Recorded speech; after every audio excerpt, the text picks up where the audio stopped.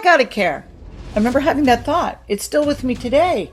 If you care about where you get to and you know nobody's coming to save you.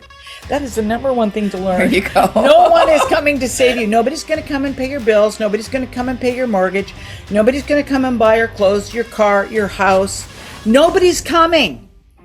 If you have that belief, if you know that to be true, I knew that to be true because I saw my whole world collapse like a house of cards, age 15. I'm not hard on people who get help, but I know how it hinders them.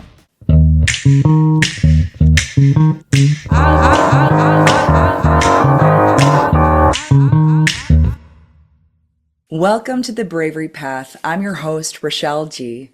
Today's topic is From Health Battles to Entrepreneurial Triumph, a journey to wellness and empowerment. I'm really excited to introduce my friend, Annie Black. She's a remarkable businesswoman whose health struggles led her to a life-changing discovery with USANA Health Sciences. Restoring her health, it ignited her passion to help others achieve optimal wellness and launch a successful career in the health and wellness industry. Join us as we explore Annie's inspiring journey from adversity to entrepreneurial success. So let's dive in. Welcome. Thank you. My favorite topic. Really excited to do this with you. We've known each other for a long time, and you had some fantastic stories. You're sharing just your journey, and I would love to start there. What are some of the key health challenges you faced before your transformation, and how did they affect your daily life? Okay, I'm a redhead. You wouldn't tell that now, but I'm a redhead, and redheads are a little bit different than everybody else. We're in a gene pool of less than 2% of the human population, and we are sensitive to sun. We need more anesthetic and all those other things. Well, that was the beginning. But then as I started to progress into life and medical and all of that, I noticed that there were things that I was more sensitive to, pharmaceuticals. I had an aunt from the States who used to be up at our cottage every year, and she had natural things, and I took notice of those things. She was going in a route that I didn't know anyone who was doing what she was doing. She had aloe vera plants, she had a blender, she made smoothies. Okay. This is a long time ago. I took to that. And before she died at 90-something, I said to her, hey, you were key in what I ended up doing ultimately. And she was very happy to hear that. I had a number of things happen. First thing was I didn't take well to vaccines as a kid.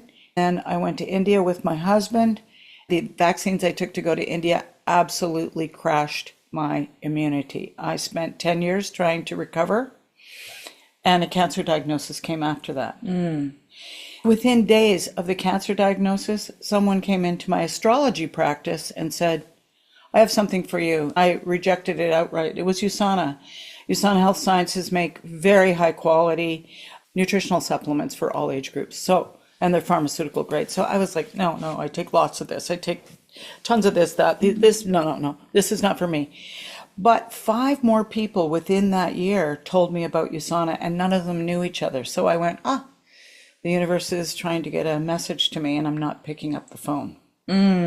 So I started to look at it, and that was the beginning of really turning around what I would call lifelong delicacy in terms of health. I was delicate, and I didn't like that. I have a big personality, as you know. Yeah. And it was really hard to function in life with a body that wasn't reliable. I know a lot of people will be able to relate to that because we have a lot of things going on. There's a lot of chemicals that come in through our food supply. There's more stress now than there ever was. If you already have a constitution that's a bit delicate and it's been harmed, your immunity has been taken down a few times, and then you have cancer, which is a real indication that your immune system is malfunctioning. I had no idea what I was entering into when I started with USANA, but that was the beginning. Micronutrition at the cellular level was that I hadn't investigated, and in the last 30 years, I've done a deep dive into it. The next steps, the health steps, were just these supplements that you took. What happened after you started integrating that into your regime? Because you said 10 years you were riddled with tried issues. Everything in 10 years. People were telling me everything. I went to every kind of person who could practice on you. I read everything I could about supplementation and how to boost it that way. And I thought I had gotten as good as it, that was it. I was at where I could get to, and that was it. And it still wasn't great. When I started taking USANA, I was not looking forward to a result because I'd kind of gotten a little bit here and a little bit there, but nothing took me over the line to make me feel like my old self. So when I started with USANA, all of a sudden I was just like, 3 months in, I was like, oh my God, Dorothy isn't in Kansas anymore. Oh, sorry. I'm You don't see the fur living ball. in- We've got a beautiful cat in her lap. He got a little spooked. I went from black and white living to color, like That's huge. really vivid color and energy. And when I started to talk to people about USANA, they said, God, I can't imagine you having just like unrelenting chronic fatigue and illness and cancer and this and that. You're like champagne popping from a bottle. And I'm like, well, I have energy again and I can't keep my mouth shut about it. That's what happened. It was a big surprise. Health really is the true wealth. Truer health, No. wealth and health. Wealth and health. Because when you have a real life and you're full of energy, you have many dreams. But when you are ill, you have one dream, and that's to recover and to get your energy back so you can get on the road to life again. I think one of the gold Olympic medalists I met years ago at Utah, I think at one of the conventions, said you could have $1 million, you say 1 million, but the one represents your health. And then what happens when that one disappears? You've got nothing but zeros. And we could be so focused on go, go, go and trying so many different things to scale up and get ahead. But if we're not prioritizing that one.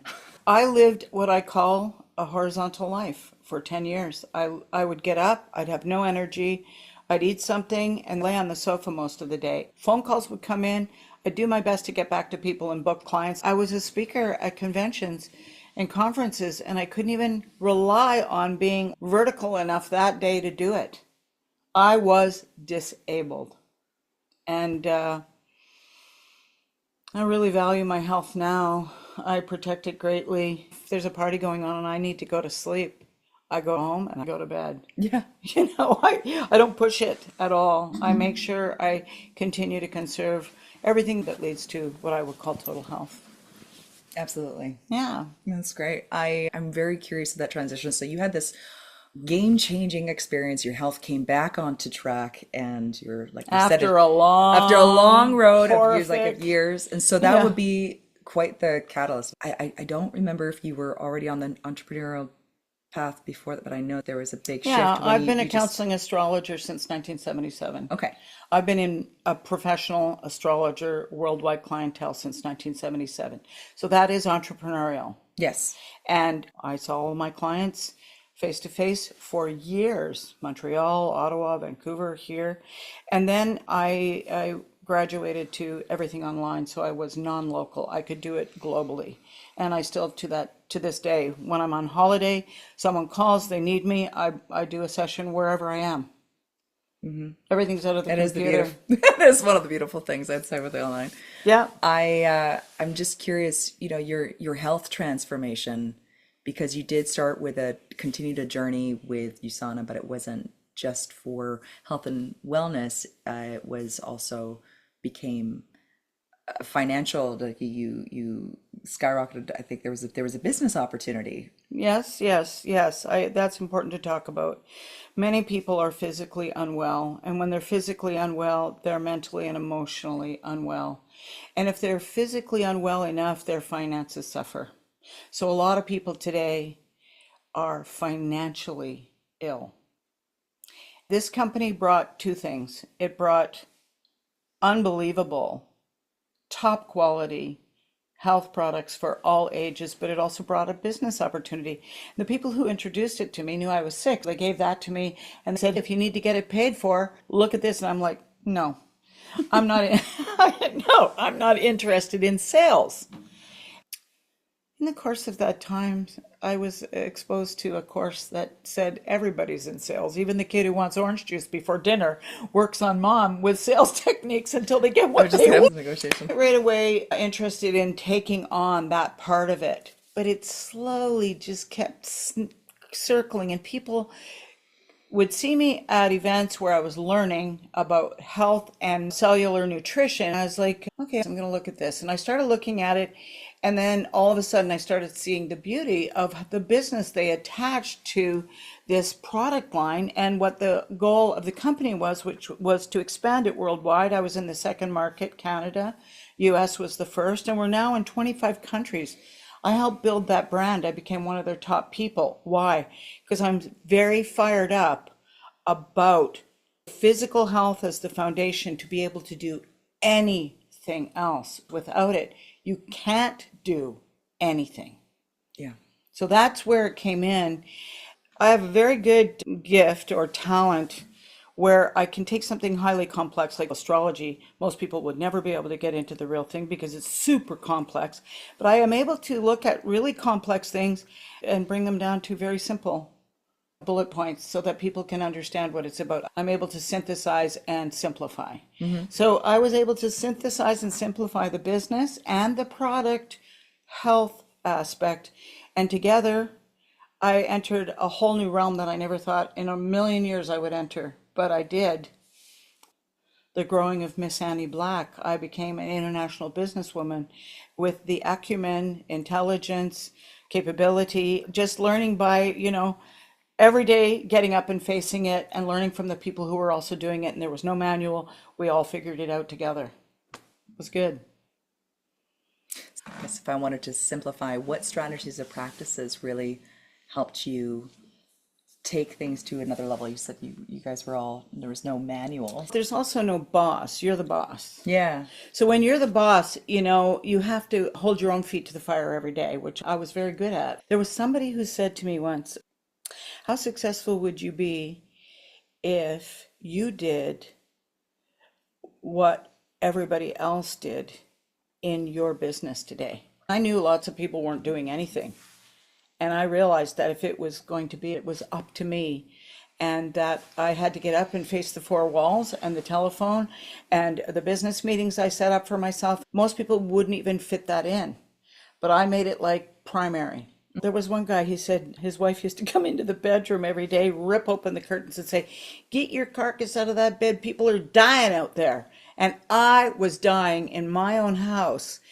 And somebody actually took time to talk me through my very blocked kind of initial approach to what was going on with this. Somebody bothered with me. And so I take time with people who are kind of grumpy and blocking because I know what we have and I know what's possible. Not all of them are going to come around, but some people just need more time. I was one of those people. And then when I started looking at the business, I kicked the tires 100 times. I just wasn't interested until slowly the light started coming in through a crack. And as I looked more, I opened the door and I was in awe of what happened. My personal freedom is based to those choices I made every day to work, to talk to people, to get through difficulty with people who were having blockages around it. It was just the most incredible experience. I'm still doing it. I'm still helping people. Well, then also what a wonderful legacy as well, just to be able to continue to pass that torch on. It's the overall well-being of optimal health and wellness. Your physical health is both extremely important, and your financial health is extremely important, and they all contribute to your joy, mental and emotional well-being. They're all connected. There's been so much negativity around money and having it through religion and other things, and in the many decades we've been alive, and all the indoctrination and propaganda from various worldviews. I'm of the view that it's okay to want to be healthy, to want to have a secure home, to want to have enough money to go on a trip here and there. I like to travel a lot. So for me, it's been a godsend because I'm able to travel with my work. That's how we open new territories. That's how we have 25 different countries. And people also want to be able to put some aside and maybe invest some for the security of the family. My sister used to say, oh, you're always talking about money. I said, okay, let's do a little experiment. Why don't you go downtown in your city without your credit cards, without any cash, and don't take any ID? In a week's time, let's get together and talk about how important money might be. It's right down to food to mouth. So it's okay to be interested in money. Too much interest in anything can lead to imbalance, but it's all right to include it as part of the key factors in what makes you well and happy. Absolutely. It is necessary to go and even do when people want to do a non-for-profit or they want to do some charity work, they still need to be fundraising. There's going to be investors and money. It's the basis. You could do so much more and go further. It sounds that it was the foundation where you were able to have a marriage between the two. Zig Ziglar, what did he say? And money's, a lot of people say money's not important, but it's right up there with oxygen. And I'm like, yeah, if you have to get it really straight up, that's the way it is. Money is important. What would you say? Because I am very interested in this. I think most people, the millennials and beyond are very interested in that lifestyle and wanting to not be a slave. And so they have these lights on, and you've got these influencers, but they're not quite sure how to get into this entrepreneurial world. What would you say if they're starting? What are some of the most common mistakes that new entrepreneurs make, and how can they avoid them? Okay, young people, they're different than me because I came up through a country system where, yards, inches, and feet were still happening, and then we went metric, and then there were no computers, nobody had cell phones. We had a very different world when I grew up. And then now we're in like a very, very, very global electronic relationship. And that relationship makes it possible to do the type of business I'm doing. Like when I started with USANA, we were photocopying things and faxing them to each other. And I've done a couple of presentations for the company at conventions where I'm talking about how we went from the horse and buggy days to like the rocket age. And I led a team globally like this without being very technical myself, but I use technology just like I use a car. I don't know how it works, but I know what it's good for. And so all of the people that you're talking about, the younger people, they are very dialed in to the tech. And we are an incredibly technical company. I can just bring up my shopping cart. I can send that shopping cart link. I can drive somebody through where it needs to be and what I think that they might want to start with based on their interest. And it's so simple compared to faxing and photocopying. And, it's really, really smooth now. So what do you need to prepare to do it? You need to find what you love or what you're interested in. For me, health showed an interest early, okay? And natural health showed an interest early. And my father was a dental surgeon, and he was scientifically oriented, so I already had that in the family, and I'm the one most like him. So research and all that stuff is just like for me eating food. My brain needs it every day, so I research a lot. And that's me. That's what makes me tick. That's what makes me vibe. That's what makes me feel like I want to get up and love what I'm doing in the day. So when anybody who has all those skills where they just like a nimble monkey connect with everything and do all their stuff through their phone, you can do any number of businesses like this.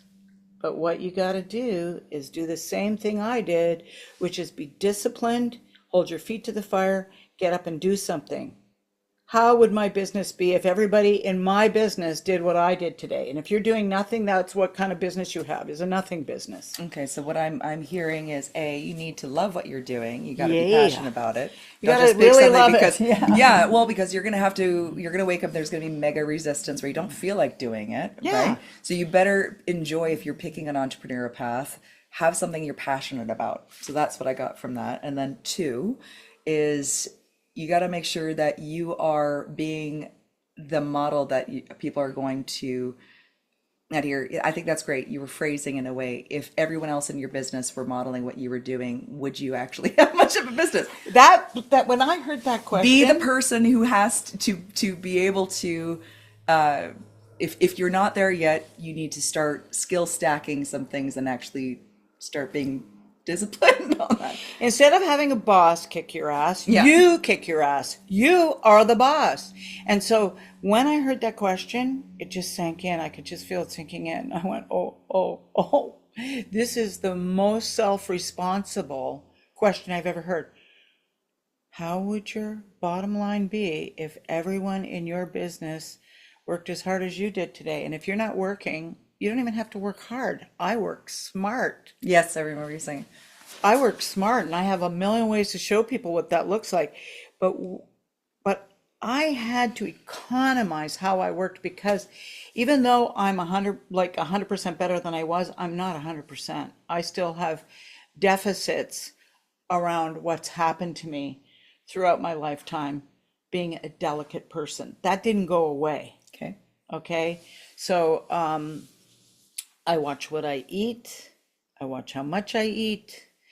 I'm very careful about my supplementation, what kind of supplements I take, how much water, how much sunlight, how much sleep, and who I hang with. I'm really, I have a very strong fortress that I've built so that I can maintain what I want. Treat yourself like $1 million racehorse and invest in it like as such. Yeah, Take care of the wellness, take care of the food, take care of the whole well-being. Nobody's going to come and take care of you. They might visit you when you're sick, rarely. But the main thing is to stay in the game of life, stay on the road, and keep going. And life continues, and I want to be in that. People say, "Oh, I want to stop working." You don't have to stop working. If you love what you're doing, you don't have to stop working. I love what I'm doing. To say that avoid some of the mistakes that new entrepreneurs make is that they're not getting themselves in alignment with you. They're still in an employee mindset versus an entrepreneur mindset. First of all, a couple of things go wrong. They think it's out there. It's not. It's in here. Everything emanates from you if you're the boss. Mm-hmm. If you're the boss, it all comes from you. And you got to get looking in the mirror every day and telling yourself the truth.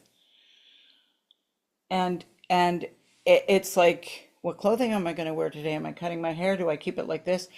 I designed how I looked, and everything else I was doing, makeup, not enough makeup, jewelry, what this, what that, based on who I was meeting. I really wanted the outcome to be good for me and for them.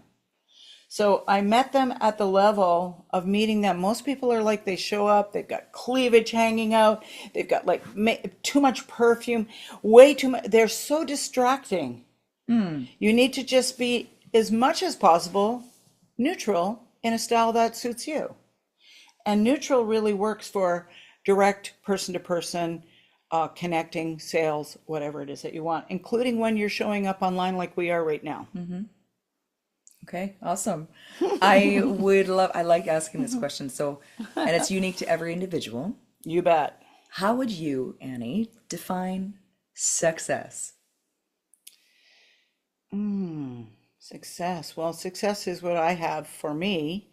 My success is I've got a wonderful man who has been with me all these years. We're like in our 4th decade. And, this is important. Because if you have a partner, that partner and how they are with you is going to make a really big difference.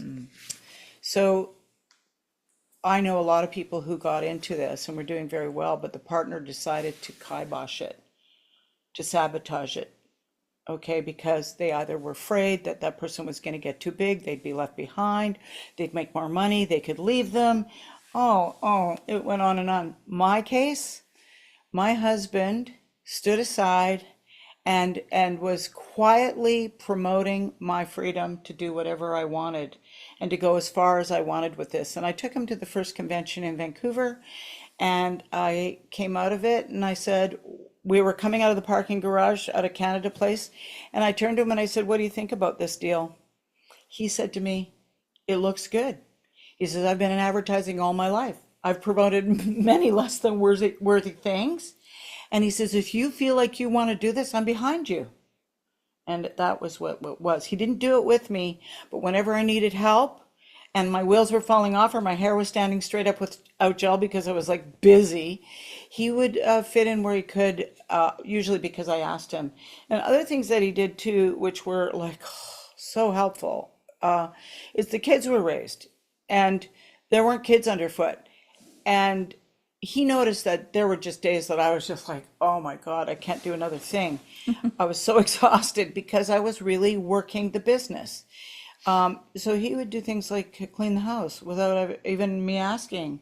He would do things like make sure food was in the house and food was on the table and it was being cleaned up afterwards. He took up the roles I had when he was going flat out, and it switched.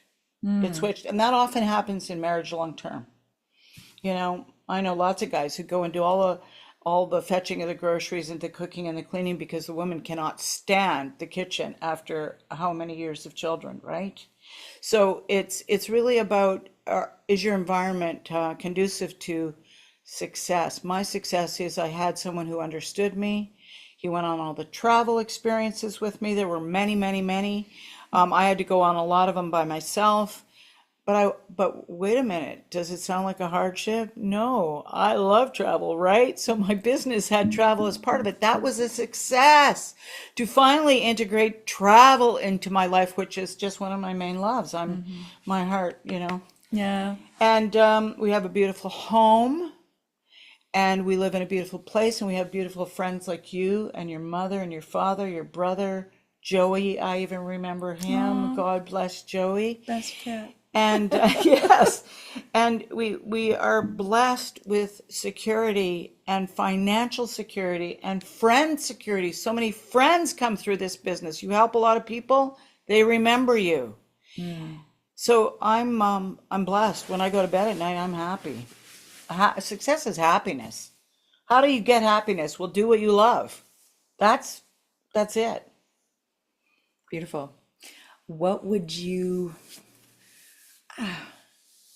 I just know that there are a lot of people who are going to be searching the interwebs and they're always looking for an edge and some element of advice, sage advice from people who've gone through it. And what would you offer some key advice of people of any age? Because that's something I'm focused on this show as well, is that you could start at any point. It's not when you're young and coming into the game, if you're a teenager and you're just starting off.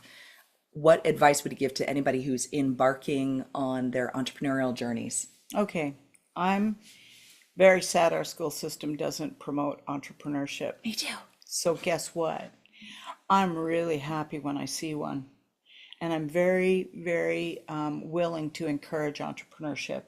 Entrepreneurs to me are like exciting human beings, okay? And some of them start really young. Like when I see little kids out there with their sign up and they're selling something on the street, I go over and talk to them about the importance of entrepreneurship. I buy their product and I promote. And entrepreneurship allows you to earn as much as you want. There's no ceiling. Wow. If you're a female, same thing. No ceiling. It's up to you. The beauty of this business that we're in, Rachelle is also in my business, and if you're looking for expert people and awesome health products, we've got them. There's nothing like shameless self-promotion when you're an entrepreneur. No. So I'm promoting us right now because I didn't get to the top in the company because I was whistling Dixie. I worked and I learned and I'm a well-oiled machine to assist people to get from blah health or really serious illness to something more functional. I did it. I'm not talking about somebody else doing it. I did it. And I think that shameless self-promotion is in some people naturally. Mm-hmm. But if you don't have it and you're trying to get a toehold into an entrepreneurial life, you got to find that inside of you. And everybody has it. If things get tough enough, you'll do things you never thought in the world you'd do. And my circumstances were tough, man. Right in the middle of your prime, in your beauty, you're like lying around like a wet dish rag in the bottom of the sink for 10 years on your sofa. What do you think that feels like? That was brutal. So brutal, and it was unforeseen.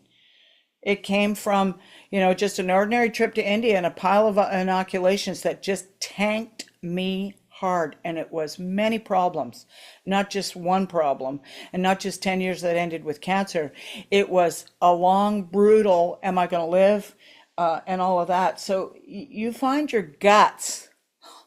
What is it? No guts, no glory. One of the military, you have that no guts, no glory slogan. You have to find your guts. Like if you've been given everything, like my parents didn't give me any money after 15 when I was in their home and they divorced and split. I was on my own looking around going, okay, what am I going to do? So my first hammer was that. I had to get myself finished in high school so I could go to university the way I wanted to, which I did twice. And I paid for it all myself. And I didn't have any parent or any relative handing me cash. I had to find mine. Wow, that's a motivator. And, if somebody's making life easy for you, cut them off. I know people who have cut parents off from feeding them cash so that they could get hungry enough to get and scratch for their own. Stand on your own. Baby, you got it. You have to figure out where. Entrepreneurship usually starts from need or, really serious want. So you have to get very real with yourself. And a lot of people who didn't have help, I was raised in a beautiful home, beautiful furniture, beautiful clothes, everything. But when the divorce came down, it was like a very hard hit of my head on the floor. And I've been going ever since then to be who I am today. And I started in business for myself as a counseling astrologer with a worldwide clientele. I started as an astrologer at age 27.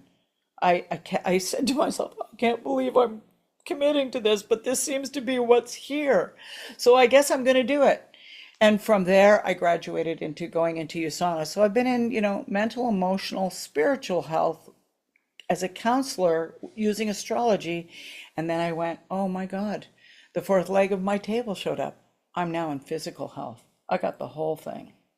So what I'm hearing is you really got to practice the art of showing up and know that you have to be there for you and no one else wants it more than you. Yeah. And if you're starting out and it's something you've never had a business, whether you got the spirit when you're young, you'll learn, and kids tend to figure it out, but just to keep going, and that there's going to be knockdowns. It's not going to be perfect. It's not just to be able to stand on your own 2 feet. It's a positive thing. That's when the baby mamas knock them out of the nest. So you better learn to fly or you're not going to survive. And people can get enabled, and it might seem right, that that it's helping, but it's not helping at all. Helping. And so that's kind of what I got from that, is that there's a degree of yes, it's great, you could have some resources, but to know intuitively if it's too easy, then you're not going to grow. And that's how it's going to be a necessity, and it will serve you moving forward and to lean into any element of scaling and success, is that you have to build that foundation. Yeah, one brick at a time. And you don't get that from one floor at a time. That's kind of what the whole building doesn't. That's what I gleaned from that. From a calendar. So anybody who's starting out, just know that you've got to have a bit of the struggle in order to grow, and that's okay not to run from that, but to embrace that. Would that be an okay summary? Yeah. So let's translate that in how it looks in real life. So Okay. There I am, out of nowhere, a huge surprise divorce from my parents and my whole world collapsing. And ultimately my family collapsed because of all the problems that happened from the divorce. So there I am, I'm halfway through high school, and I really wanted to go to university to get a good job. That's what I thought. Because you're young, you don't have any knowledge of what's possible. So a job was what I wanted. And there I am, in absolute trauma in the middle of my high school years, trying to finish. Nobody's home. My dad has left the house. My mother's not home anymore. She just is so crazy. She's gone. I'm home alone. And I had to finish high school. And I managed to finish high school early so I could get away from my parents. It was so traumatic. The whole thing was so traumatic. And then I went to university on my own steam, my own money, everything, because I had jobs from the time I was 12. I wanted to work. My dad said, no, no, no, I want you to get good grades. I said, I'm getting good grades and I want to work too because I want my own money. I don't want to beg from you guys because like they only give you so much. The entrepreneurial spirit showed up saying, I'm going to get my own job and I'm going to make my own money so I can have as much as I want. And then I can do what I want with it without you telling me what to do with it. It started, I'm sure, okay, it started early. And then when I got to university, what I noticed was it was so much harder than school. I was always a student, but university was like nobody gave a damn if you did or didn't do well. They weren't hovering on you. They weren't watching you, calling your parents if you weren't or weren't doing well. That was never my problem, but other people had that problem. Anyway, so at university, I was like, wow, nobody gives a damn if I do or I don't do. If I'm in the bar before the exam or whatever. And I saw all sorts of ways people kind of just didn't or did do it. So what I did was I went, wow, I remember looking out the window one day in one of my courses and I thought, if I don't do anything, nothing's going to happen. Nobody cares. Nobody cares whether I make it or not. I got to care. I remember having that thought. It's still with me today. That was a long time ago. But if you care about where you get to and you know nobody's coming to save you. That is the number one thing to learn. There you go. No one is coming to save you. Nobody's going to come and pay your bills. Nobody's going to come and pay your mortgage. Nobody's going to come and buy your clothes, your car, your house. Nobody's coming. If you have that belief, if you know that to be true, I knew that to be true because I saw my whole world collapse like a house of cards. Age 15, no family, no money since then. I'm not hard on people who get help. But I know how it hinders them because I just had to pull it up at somewhere all the time. I had to I was always continuously after boyfriends. I'm sharing houses with them. Anytime you have to face difficulty, that's a good opportunity. You should go, thank you. Thank you. Thank you very much. Send more because it's tempering me like the blacksmith in the sky is hammering you into a new shape. How do trees get stronger? Yeah, bending like crazy and terrible. The strongest winds. trees is because they've had the worst winds. Right, and the ones that they put in the bubble just got really brittle and fell apart. Their roots are shallow. They're not able to stand the test of time. I'm not saying I want hardship all the time, but I've learned to respect hardship and what it's brought me. Oh, you can. Oh, yeah. You want? It's all a choice. You want to collapse? Do it. See where that gets you. But the thing is I really feel that when you can interact with life, which always is throwing curveballs and all sorts of crazy stuff at you, and it's always a surprise, you just learn to get through it, and that way your marriage can be strong. Man, do you think like me and the man there have had easy street? Hell no. We had 2 wives and 3 kids. And there was a lot of I used to call myself number 7. He's number 1. Wife 1 and wife 2 were number 2 and 3. And then the 3 kids were 4, 5, and 6. And I was number 7 because all of them had to be serviced first before I got anything. So it kind of left me to do my own thing. But at the same time, we had a lot of adjustments to make. Long distance moves and many things that happened in his business, eventually my business. This is all stuff that is temperance from the universe to make you stronger. Sage advice. Well, I just lived. I had life. I'm just selling you on the idea that hardship isn't really terrible. Yeah, I have to wake up and remind myself that when I start feeling overwhelmed. One of the things I really liked is if you're feeling, where I heard this, when you're feeling overwhelmed, is basically to get excited because you're on the cusp of leveling up. The point was that it's the chaos and chaos before creation is that you can lean, but it's normally a sign if you've been going at something and you're launching something and it's so much challenge, it's like to get it off the ground, like a rocket, right? It requires so much momentum, so much energy, and there's going to be iterations and things. Rocket is a great example. That didn't work. But once it's in orbit, once it's going, it's easier as a smooth, but getting it off the ground. So that with anything inertia, getting into momentum, and it can just, Momentum, one of my favorite.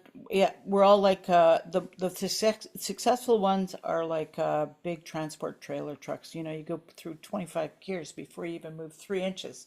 And you're like, most people give up long before they even get to half an inch. They're, no, this is not for me. But you have to really uh, pull it forward until all of a sudden some of it's moving with you, and then more of it's moving with you. And when that thing fully loaded is going, it's very hard to stop. Now, you know that I'm one of your greatest fans, and that I know you have many, many incredible qualities, and that I'm in the front seat going, come on, Rachelle, go girl. I know you got it in you. Tough it out. Tough it out. You know, and a lot of people can't do it, but you can. That's why you're doing this series. That's why I said, yes, I'll contribute to your series. I think it's a great thing that you're doing this to help inspire other people. Yeah, and you're just at that age where it's really going to start going full on. So I'm ready for the show. I've been in my seat waiting for the curtains to open. Waiting, yeah. I'm here. I'm ready. Awesome. Well, I appreciate it. Thank you. And I know you've been there. And you're supposed to say, and I'm going to do it. Well, of course that I'm going to do it. I am doing it. I am doing it. Yeah. I actually, and I was going to say this on a separate kind of episode, but I got the inspiration of saying, you really need to just stop asking for permission, waiting for permission, and create your own platform. And just like, you don't have to wait for an invitation. Just get out there and start creating. There's no reason to wait. You give yourself the permission. You don't wait for the permission. So it's like, all right, well, this is new. And I mean, I've been a performer my whole life, and I've done some pretty ballsy things that I was like, when I was looking at younger me, like, what? Really? I didn't really think. I didn't have time to really think. I just jumped into the deep end. You could either tiptoe or you could just go. Say, oh gosh, I don't know. I want to bring some of that spirit back of, okay, I've gotten a little more mature later on in life and thinking this is a new venture, and it's, I started recognizing all this resistance that was coming up, and I journeyed to reset. And then the professional student in me wanted to keep preparing before launching it. And I was doing my research, and that's key. That's important. And I know, like, if you've watched and you've known me for a long time, putting those things to work, I like to be ready and be prepared. But then there's also the life experience until you launch, and you're going to grow so much faster. And so I was really proud of me for finally going, I'm going to pull the trigger. I'm just putting schedule, go, go, go. I don't know how this is going to resonate, and I'm hoping it's resonating with you guys. It will. Want to keep bringing, you know, and just being excited. There are people out there who need to hear us. Anyway, it's starting small, but I know the consistency, and that's my journey right now, is just keep practicing the art of showing up, even if I don't have the numbers or maybe the feedback as far as just yet. But that's everything, is that train. You're talking about the little inch by the inch, and in a year from now, I'll look at this and just see how is it going, but how much am I growing in the process? Okay, so the waiting and the procrastinating and all of that is part of it. You think like every day I just got up and slayed it. Hell no, hell no, hell no, hell never. No, you will have those days where you go, well, that was a flop. Get on your horse tomorrow. So it's not about battering yourself. It's just about, self-starting. You've heard about self-starting. Waiting sometimes is you're not ready yet, so you pull back a bit because you want, or procrastinating. It's to the point where, the hem on this gown, I can't go out on stage like that. So you have to stitch it up. You're fixing stuff. I fix stuff all the way along. I worked my hardest in my decade of menopause. And I'm on stage, I'm weighing another 30 pounds than I do now. And I'm beet red, fanning myself. And I get on stage and I go, okay, I'm going to be fanning myself, everybody. And it's because I'm in menopause and I'm boiling hot up here under these lights. But I have women to talk to who think they can't do it because they're flaming hot from hot flashes. And I'm telling you, no, you can do it. I'm doing it. Watch me. And they'd be like, women would just come up to me afterwards. There's no perfect. Just get out there when you feel ready. So you knew you weren't perfect. You talked about, I've got to have it really perfect. And I'm like, no. I recognized a pattern. I recognized a pattern and said, screw this. We're going. It's go time. And you'll just, Game face. Just do it. Yeah, do it now. And life, and it's always what do you call it? Cliche or say, oh yeah, well we say life is short and the time. But I don't know if anyone here listening is like if you journal, but I like seeing that accountability of when I've been a compulsive journaler since I was 9 years old. And I've Not got a me. doc. Oh no, I've got like a full. My dad's like, you've got books worth here. But one of the things I see, like, oh, here's a goal. And I'm like, okay, great. This is the launch date. This is what I'm planning. It's like, whoa, how much time is kind of going by? How much further can I, like, if I had just gone? So I basically just said, we're pulling the trigger, we're going. And is like, you could just stand over there while she's gonna go and press publish.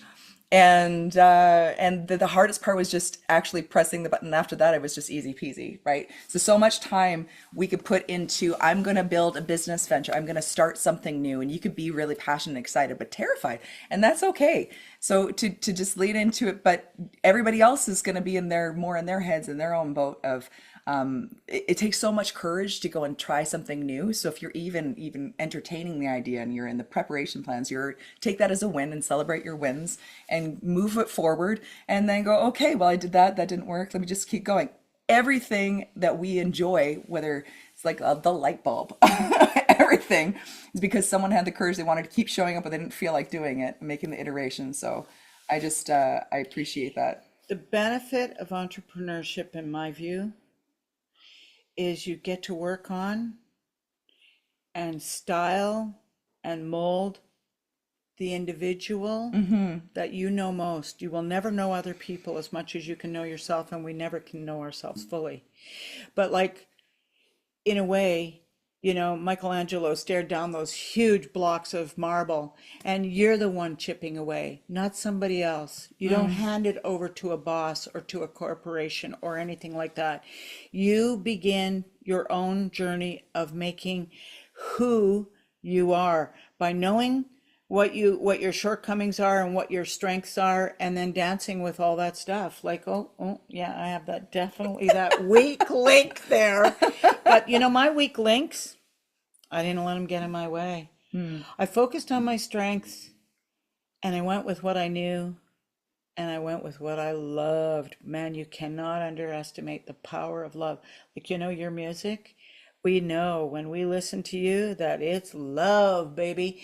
And people respond to love. They don't respond as well to anger, to, bravado, to fakeness or whatever, even false eyelashes. I mean, I really believe in being yourself and working with yourself in entrepreneurship, because your growth, you will know at the end of your life what you achieved. Nobody else will have a clue unless they did something as hard. And then they know that you're one of them. But there's really great joy in living your life and really working yourself in this great universe and giving something, whatever it is, whatever your superpower is. And it doesn't have to be anything like extreme. It can be just like the guy down at the feed store who just does an incredible job. And when you walk in those doors, you're looking for him because he's awesome. I like awesomeness. I like awesomeness too. And you're awesome because You're awesome. well, only if you knew how awesome she was. She's awesome in what she does. And I work on awesome too because I like awesome. I like it, and I exemplify it as much as I can because it's my place that I feel good. I'm not demure, Really? but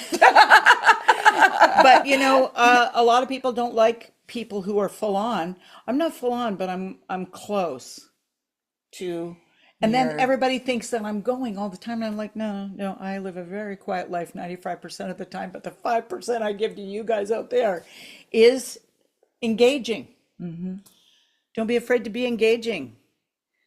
I'm not everybody's idea of anything. And I don't care. I don't care. I really don't care. But I care how I feel. And I care. I was raised with people who gave me good morals. And, it's good to be moral too, like know what's right and wrong for you. And, just engage in this thing. Anything. Engage in Love it, life and love engage it. and love Yeah. it. Like Rochelle loves her music, and it's really obvious. And she engages when she's there. Like it's really hard to ignore her. Well, it is very hard to ignore you. You are a really engaging musician, Thank and you. I have musicians in my background, professional musicians, my mother, my grandfather, and my sister, and you know, just somehow find your stuff and make something out of it. That's entrepreneurship. I love that. I think this has been fantastic. I want to add this is something I always like to ask people just because I'm a little bit of a nerd. I love to read. And what are your top three books? And I also throw in a movie, but top three books is my key thing, like for inspiration. Was this on the list of things you were going to ask me? Because I don't have that prepared. I've read so many things. I've seen so many movies.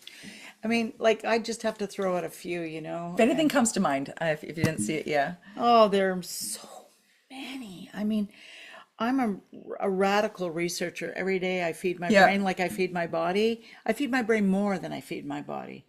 I cannot get by without research and without reading and I without think we have music that and as a kindred spirit in the without same way. performance, Yeah. anything. So like my spectrum is vast. I like all kinds of music. I like all kinds of performance. I'm curious about life.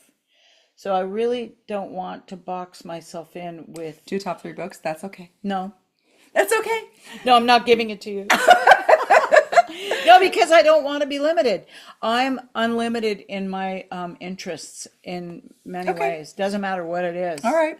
All Like I'm a right. crazy gardener. I'm like nonstop still learning there. I'm Well, how about something that you would recommend anybody if they want to, that would inspire them, maybe like the entrepreneurial, since we've been on that path, that okay, a maybe, book. yeah. The Millionaire Next Door by Thomas Stanley is in every language. They did a study on the attributes of a millionaire. And I remember when I picked up this book, I had, preconceived ideas about what it might be delivering. And I thought, oh, let's dig into this. It was one of the most surprising and shocking books. First of all, I have all the traits of a millionaire, and I am one. And I read that thing and I was like, wow. It was just wow, wow, wow, wow, wow. But the last two-thirds of the book was the most surprising. I'd love to share what it is, but I'm a little bit nervous of removing the surprise from people who might read it because it really changed I my don't know if life. I've even read that one, so now I gotta add it to my list, and this is why I ask. Okay. It's because I'm a compulsive reader, so I always, whenever I'm Well, interviewing guests, I want to know what inspired you. Maybe I need to add it to my own okay, collection. this book was very inspiring because remember, we live in a world that's quite expensive now. It wasn't as expensive as when I grew up, and the expensiveness of the world makes us focus on money more than we should, I think. But in any case, The Millionaire Next Door by Dr. Thomas Stanley was really an eye opener for me because I'm thinking it's about how to become or it's outside of me. Everybody always thinks things are outside of them. No, no, no. Rule number one of entrepreneurship, it's here. And you just need to bring it forward. Just like Michelangelo chipping at the rock to make the statue.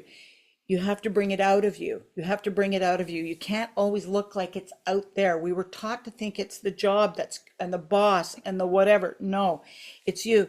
So The Millionaire Next Door was an enlightening book because it taught me that I was already there and that I was already doing all the things that they do. But then the second two-thirds of the book was just like, what? It was like it was like there was a wall between the front and the back end. And I'm really, my higher self is saying, don't say it. Just go get the book and start reading the back end and really go, oh my God, that's amazing. Okay. Fantastic. It's Now I want to wrap them up because I want to go read the book. I it's want a to go wake find out up, what's in the it's a back. wake up call about money. It's a wake up call about money and how to be a good steward of that power. Okay. Well, I want to thank you so much for this lovely time.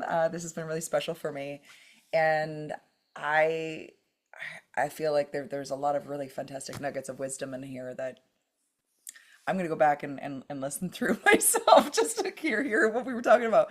Thank you. Where can listeners connect with you? You mentioned about, you did the little plug, but I want to know where I'm going to put it in the notes, but you could just still say it verbally for our audible Okay, listeners. so I'm a shameless self-promoter, as every entrepreneur should be. You can find me at annieblack.com, ANIBLACK.com. And there's an email address in there, and I answer that all the time.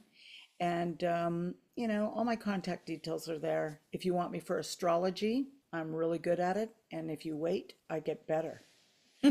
And I also am good at assessing where people are at with their health and helping them to design a program to get healthier or get off the couch.